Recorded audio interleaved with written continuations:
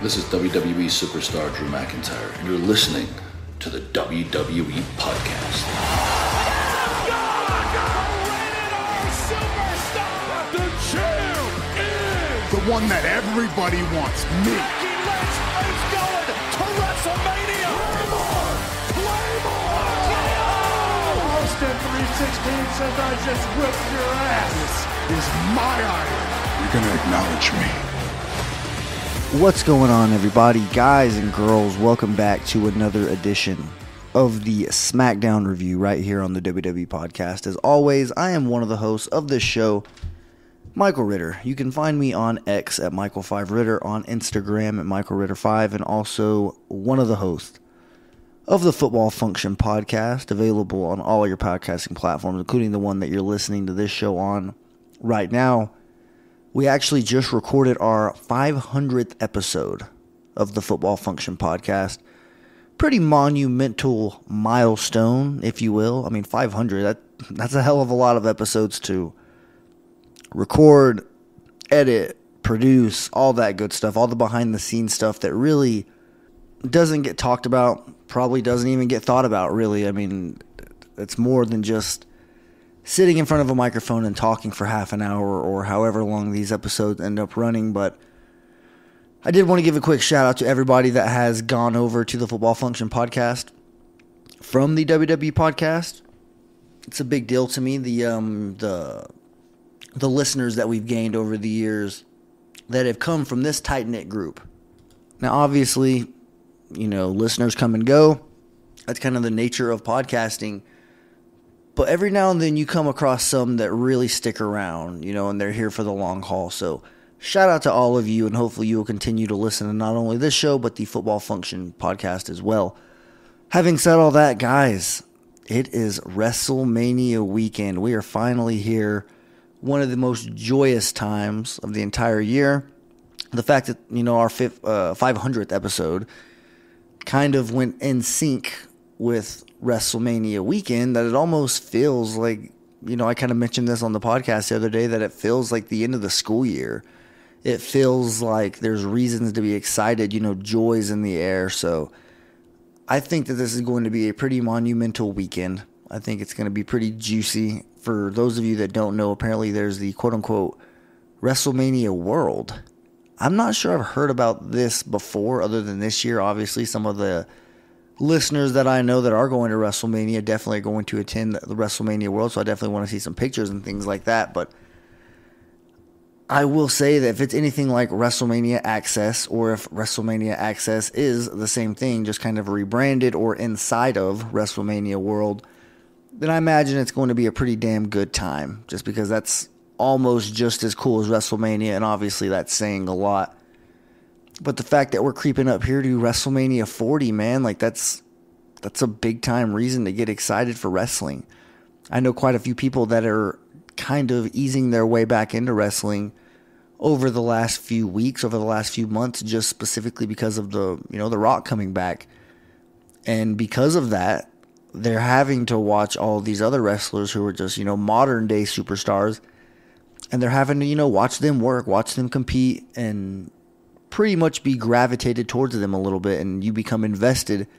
It's happened to many people, you know, a lot of people that take a break from watching wrestling. It takes something that really gets them emotionally invested, or just really living vicariously through somebody, or just having that type of affection for, you know, a wrestler. And we all have those, you know, those wrestlers, whether it's male or female, that we really get excited. You know, we want them to succeed. We want them to be quote unquote pushed by the company, and, you know, a lot goes into that.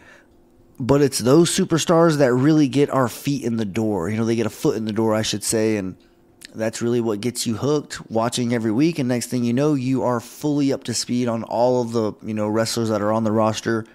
You know the storylines that are going on a weekly basis, and you want to see them get paid off. Like, you want to see the storylines come to fruition.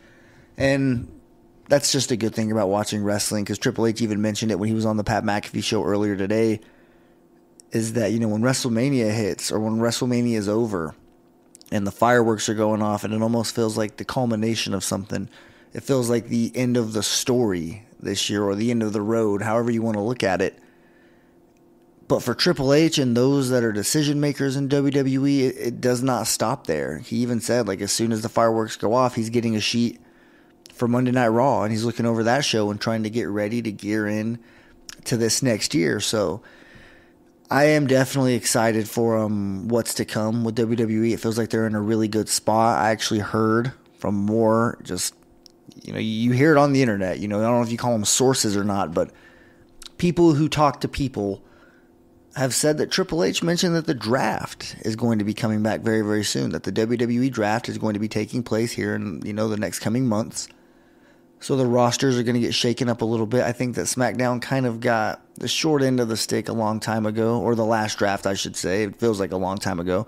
But nonetheless, I'm going to be pretty upset if we lose Braun Breaker, if we lose Jade Cargill, if we lose Tiffany Stratton. Like these new additions that SmackDown got, I feel like they should be somewhat off limits. Otherwise, what the hell was the whole, which contract are you going to sign? What was the point in all that? So hopefully we can get some stability and some big name people get drafted, but it would be nice to, keep some of these newer names, some of these new faces that we just got on the brand, because Raw's doing fine. I will say Raw's a hell of a show right now. It's probably the hottest that it's been in a very long time. And obviously, you want to see both shows do pretty good, so definitely don't want to see SmackDown lose any of the new marquee wrestlers. But nonetheless, let's go ahead and get into this episode of SmackDown. This is the SmackDown that aired on April 5th, 2024 from Philadelphia, Pennsylvania. This had the tag WrestleMania SmackDown, so it's got that theme to it, and you knew that big things were going to happen. Obviously, the Andre the Giant Memorial Battle Royal is on this SmackDown. I think it's been on this card for the past 2, maybe 3 years. So it just seems like this is its new home, and that's why it does feel somewhat appropriate that you can call this one the WrestleMania SmackDown, given that it's 24 hours or less from the actual start of WrestleMania 40. I did really like that Meek Mill opening video package. I thought that was phenomenally put together. As somebody that's been to Philadelphia, just how passionate those fans are, like just for all sports. They are not afraid to let you hear it. And, I wouldn't advise anybody going there as a visiting fan. Like if you're going to Philadelphia for WrestleMania, cool. It's a neutral site, so you don't really have to worry about Eagles fans or Phillies fans kind of walking around and, doing whatever it is that they do that make all the other fans hate that city. But I will say, I went there for a Falcons versus Eagles game, the season opener in the 2018 season, after they just won the Super Bowl. So it was a pretty huge game for Philly and ended up being a really good game, but I definitely felt that atmosphere and, the intensity that they bring. It's pretty wild. But like I said, would not recommend going there if you are a visiting fan. I necessarily didn't have the worst time, but some Falcons fans that were sitting very close to me, they did. They were hearing it all game. But either way, the city itself, absolutely beautiful. I didn't expect it to be so humid whenever I was there, but, going to see the Rocky statue, going to the steps that Rocky ran up, there's a lot of things to do in Philadelphia, but obviously you got to eat a Philly cheesesteak, but the one time I went there, it was definitely a little bit tainted. I had the bad taste in my mouth from going there as a Falcons fan. So, I'm sure going there at WrestleMania, those of you that are there are going to have to let me know how you enjoyed the city, because, I would love to go back there just, for something like WrestleMania, something that is not sports related, and you could actually just enjoy the city, because, me living in Texas, I don't think I'll ever go to Philadelphia just to go. It would have to be something pretty big that was attracting me there. Otherwise, I would just probably go to Atlanta again. That's somewhere where I like to go 2-3 times a year. So, it's a great city, but there are I guess, the pros and the cons, if you will. But I will say the Meek Mill video package, phenomenally put together. Like, that was great. It's probably going to be the same video package that we see for WrestleMania Night 1 and 2.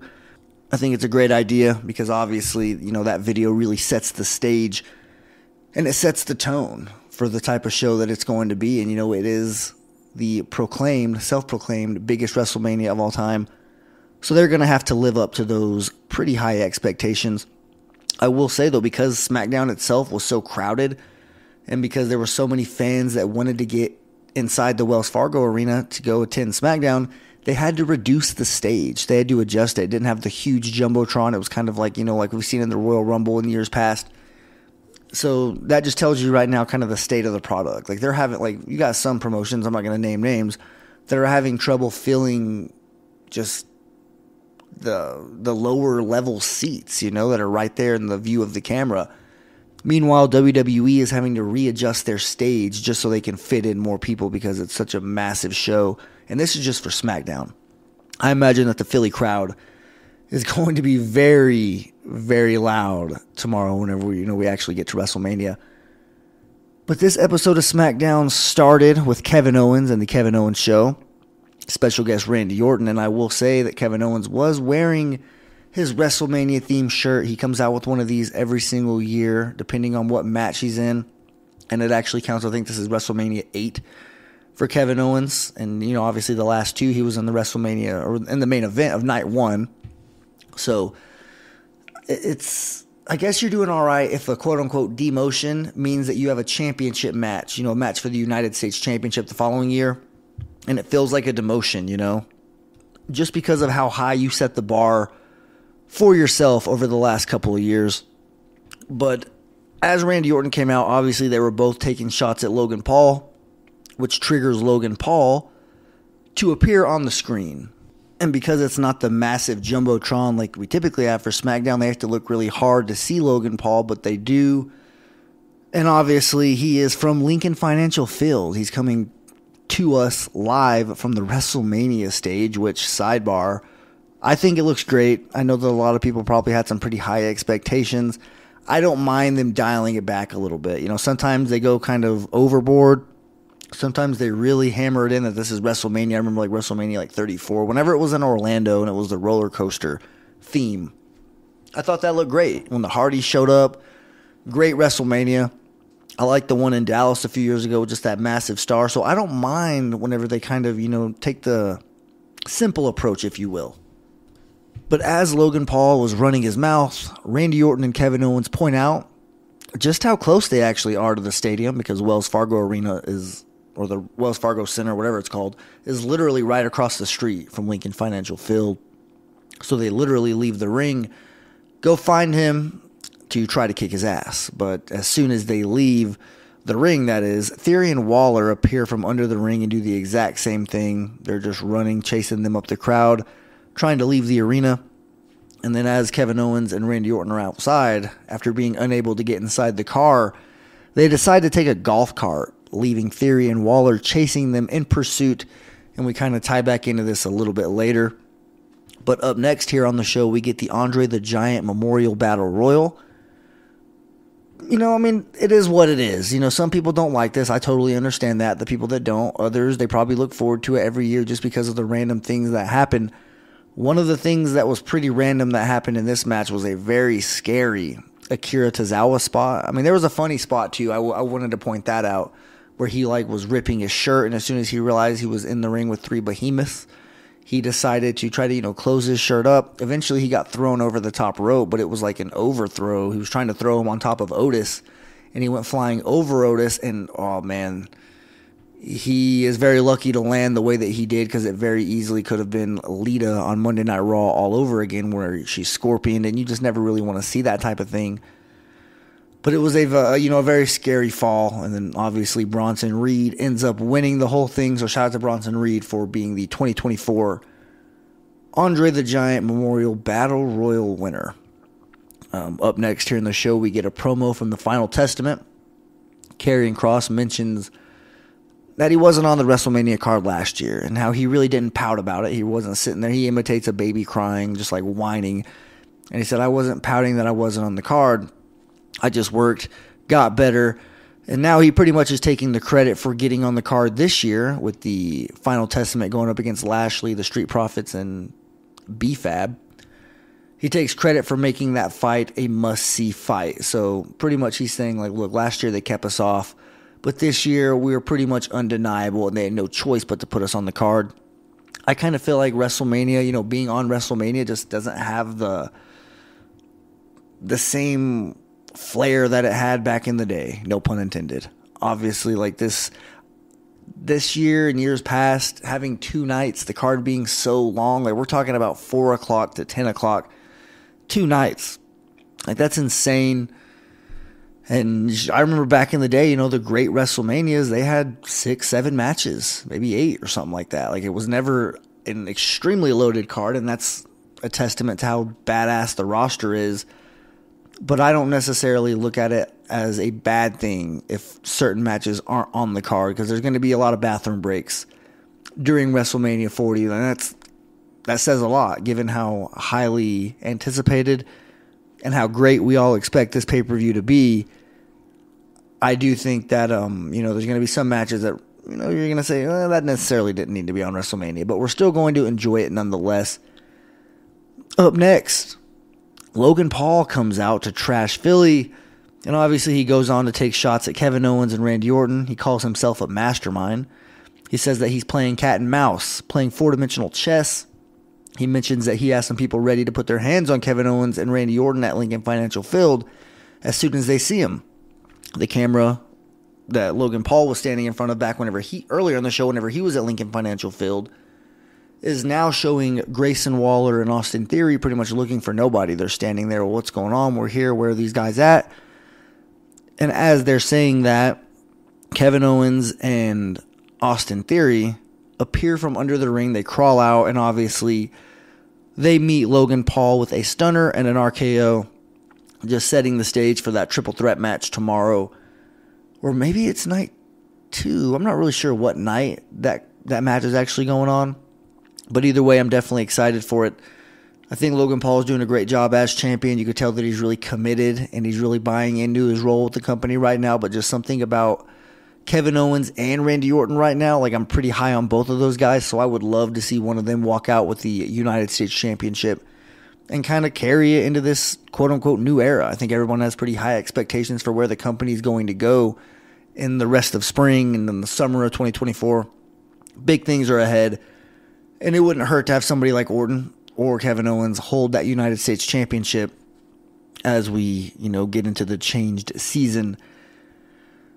Dragon Lee is attacked backstage. No one really knows who it is, although Carlito was there, says this was not Santos Escobar. I thought that was a pretty funny little reference. I'm not sure if they were, actually referencing the internet and how popular that meme is of him saying that.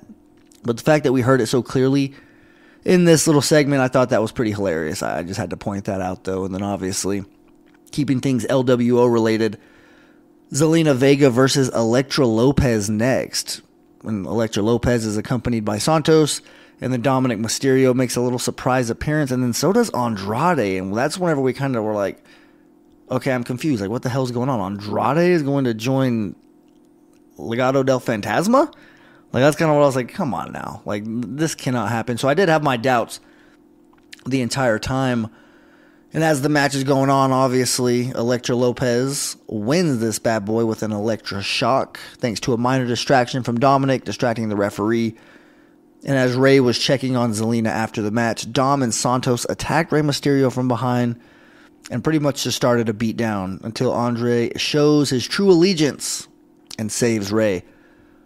And, the crowd popped right there. They wanted to see Andrade stay babyface. They wanted to be able to cheer for him because they've wanted him back in WWE for so long.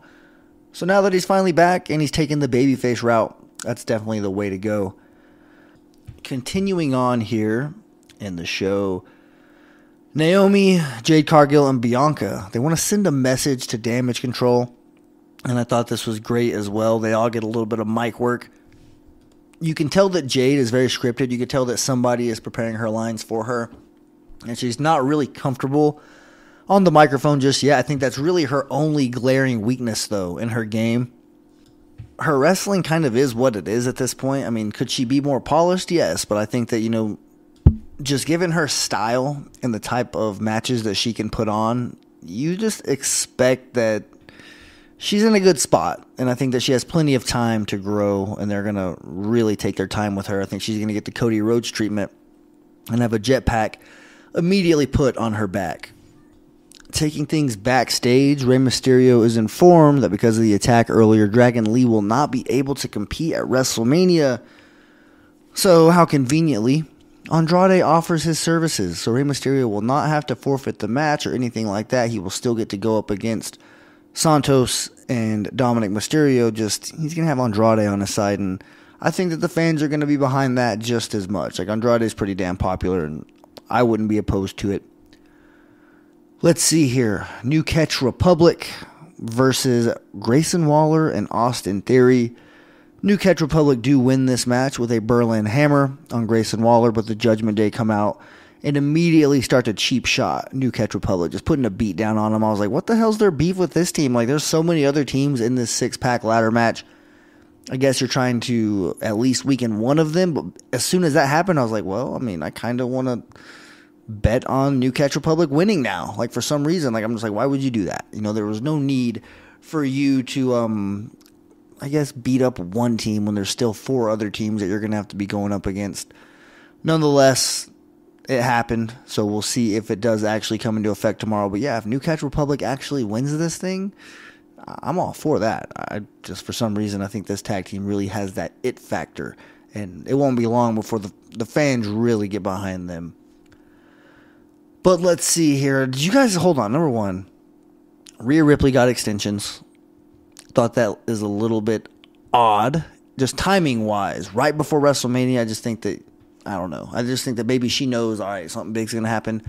This highlight's going to be shown for decades and decades, but I just feel like the look that she had going for her was just kind of her brand at this point. But she looks great. I'm not criticizing her whatsoever, but I kind of noticed, I was like, man, the timing is interesting, because that's a pretty drastic thing to do. All of a sudden you have hair down to your shoulders, now it's past your shoulder blades, down to halfway down your back.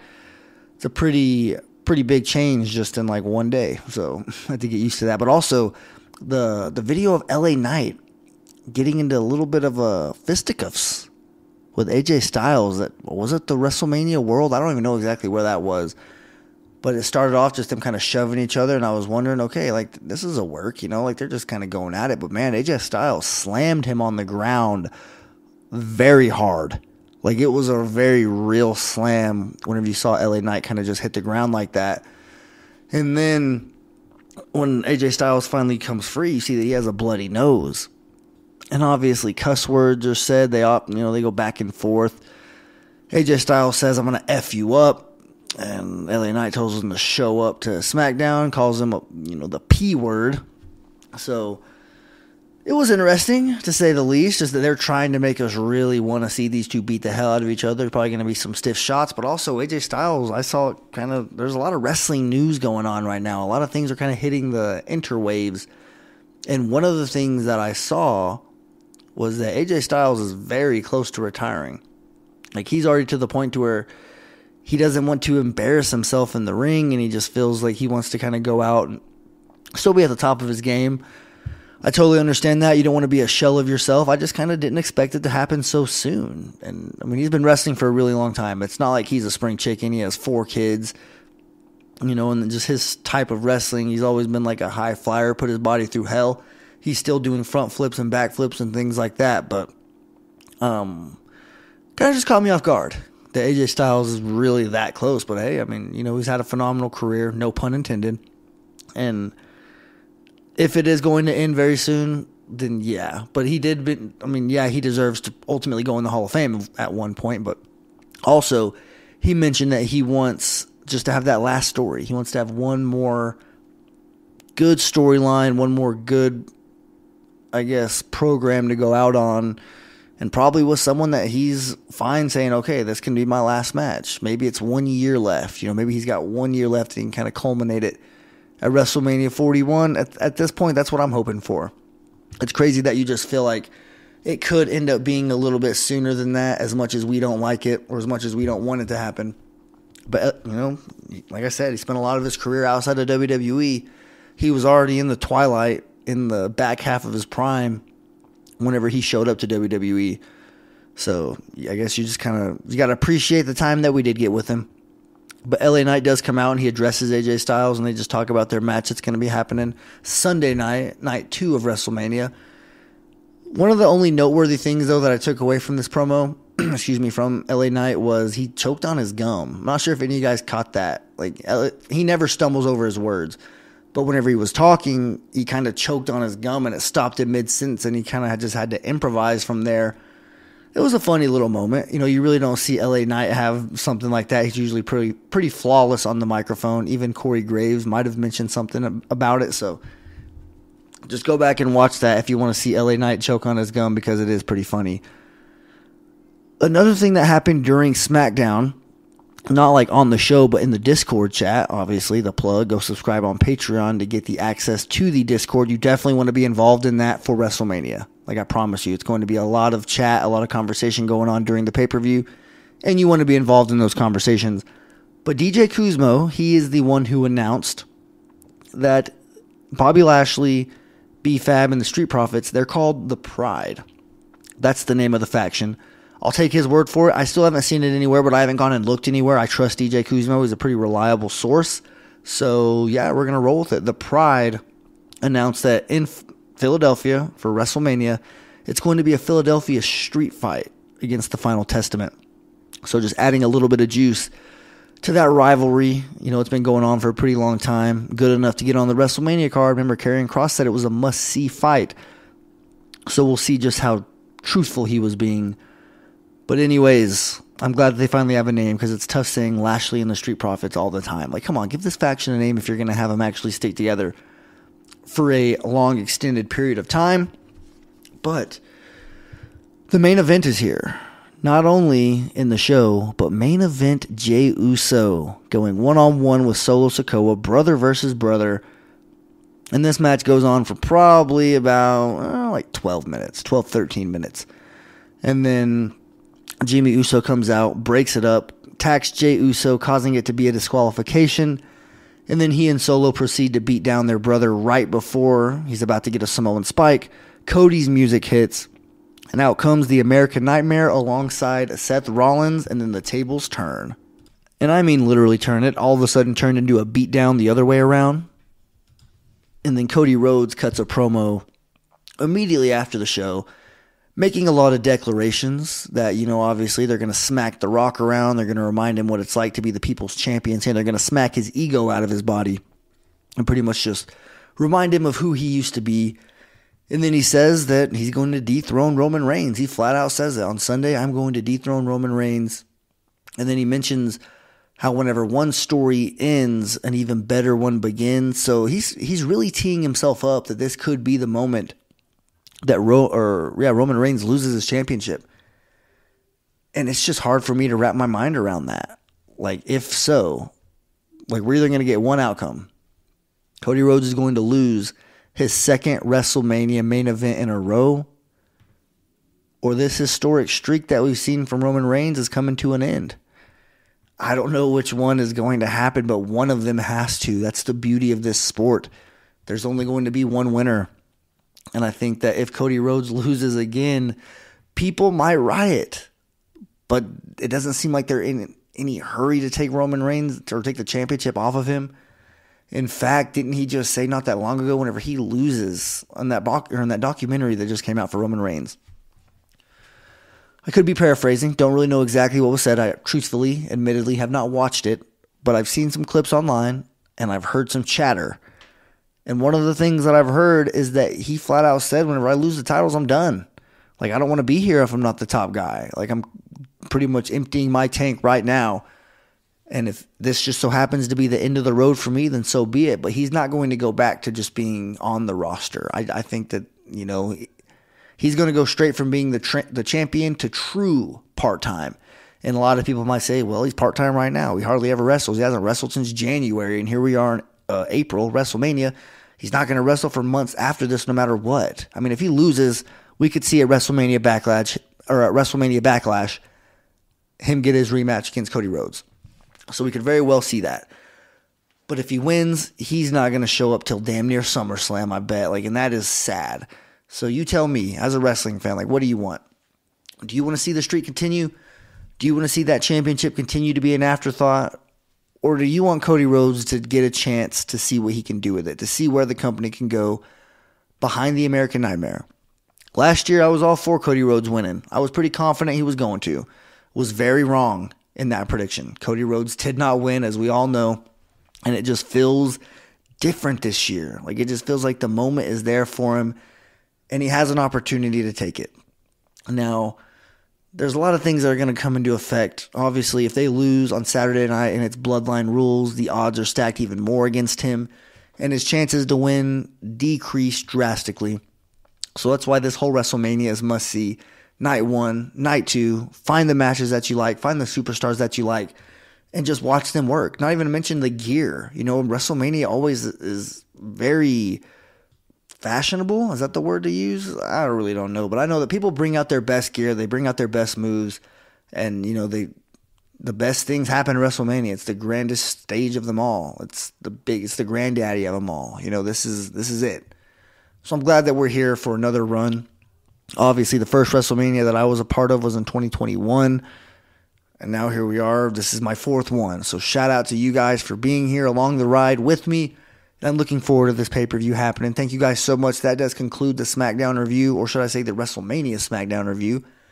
So I hope you guys all have a damn good weekend. We do chili dogs every year for WrestleMania. We've done it since like 2010, 2011. It was a thing that happened in my house, you know, growing up when I was in middle school and high school, and I kind of carried it on to now and all these other WrestleManias. So yeah, chili cheese dogs for WrestleMania. It's the theme, and I'm definitely looking forward to eating probably like 12 or 15 of them. We'll see what happens. I end up gaining some weight every April because of the NFL draft, because of WrestleMania, other holidays. So yeah, looking forward to this weekend though. Hopefully you are too. Come back next week. Let's talk about the fallout. Go check out the Football Function podcast. I will truly appreciate that. Let me know if you do. I'll give you a massive shout out. But with all that being said, guys, have a damn good weekend. Enjoy WrestleMania 40. Walk passionately in the direction of your dreams. And I'll talk to you soon. Thanks for listening to the WWE Podcast. Don't forget to subscribe on your favorite podcast app so you don't miss a show, or head to WWEpodcast.com.